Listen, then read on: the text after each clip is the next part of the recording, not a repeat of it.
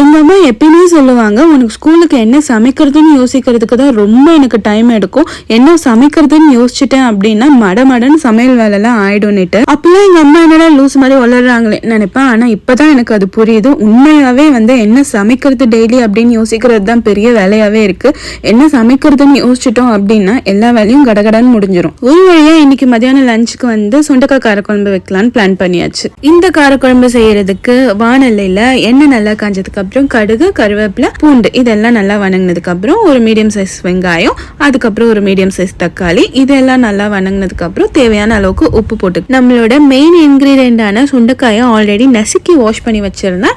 அதையும் இது கூட சேர்த்துக்கிட்டு எல்லாம் வணங்கினதுக்கு அப்புறம் ஒரு நெல்லிக்காய் சைஸ் அளவுக்கு புளியா ஊற வச்சு கரைச்சி வச்சிருந்தேன்.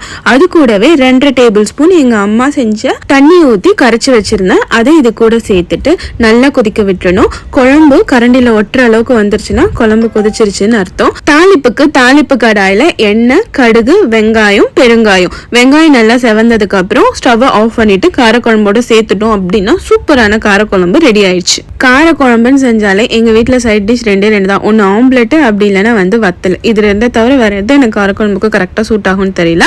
அவ்வளவுதான், பசி தாளையில சாப்பிட இறங்கியாச்சு. சுட சுட சாதத்தோட நெய்யை ஊத்தி காரக்குழம்பு பெனஞ்சு அடிச்சு சாப்பிட்டோம்னா அவ்வளோ டேஸ்டா இருக்கும். அப்படிதான் சாப்பிட்டு தூங்க வேண்டியதான். நாளைக்கு